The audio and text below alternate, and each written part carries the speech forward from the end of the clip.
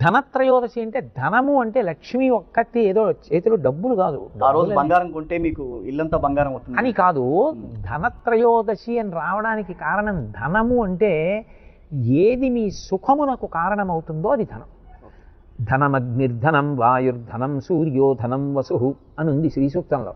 అంటే అవన్నీ డబ్బనే కాదు, డబ్బని కాదు. సూర్యుడు ఎలా ప్రకాశించాలో అలా ప్రకాశిస్తే ధనం, చంద్రుడు ఎలా ప్రకాశించాలో అలా ప్రకాశిస్తే ధనం, అగ్ని ఎంత పరిమితిలో ఉండాలో అలా ఉంటే ధనం. అగ్ని ప్రబలిపోయింది అనుకోండి, జ్వరం వచ్చేస్తే, వేడి తగ్గిపోతే, బయట అగ్ని ప్రమాదాలు జరిగితే ఎలా ఉండాలో అలా ఉంటే ధనం. మానవాళి ఆరోగ్యంగా ఉంటేనే సగం ధనం అని. అంటే ధనం అన్న వాటికి మనం ముద్రించుకున్న కాగితాలని కాదు, అందరూ బాగుండడం ధనం, తానొక్కడూ బాగుండడం కాదు. సూర్యుడు ఎప్పుడు ఎలా వెలగాలో అలాగే వెలిగితే నేను ఒక్కడనే బాగుంటానా? కాదు, అందరూ అందరూ బాగుంటారు. అంటే నిజానికి సనాతన ధర్మంలో తన హితం ఒక్కటే కాదు, లోకశ్రేయస్సుని కోరుతాడు.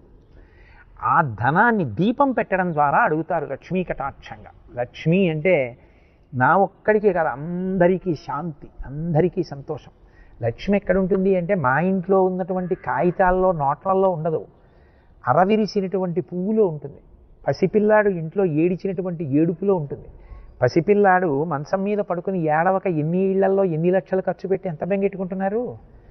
ఇంట్లో పసిపిల్లాడు ఏడిచిన ఏడుపులో ఉంది, గాజెలో నిండిన ధాన్యంలో ఉంది, తిన్నది జీర్ణం అవడంలో ఉంది, ఆరోగ్యంగా ఉండడంలో ఉంది, మంచి ఆలోచనలో ఉంది, ఉత్సాహంలో ఉంది, పుణ్యకర్మలో ఉంది, చదువుకోవడంలో ఉంది, ఇతరుల శాంతి కాంక్షించడంలో ఉంది, ఇతరుల్ని బాధ పెట్టకుండా ఉండడంలో ఉంది, ఓర్పులో ఉంది, సంయమనంలో ఉంది, ఇంద్రియ నిగ్రహంలో ఉంది, నిన్ను నువ్వు పరిశీలించుకోవడంలో బాగా ఉంది. అదంతా కలిపి ధనం. అదంతా కాగితాలు కావుగా.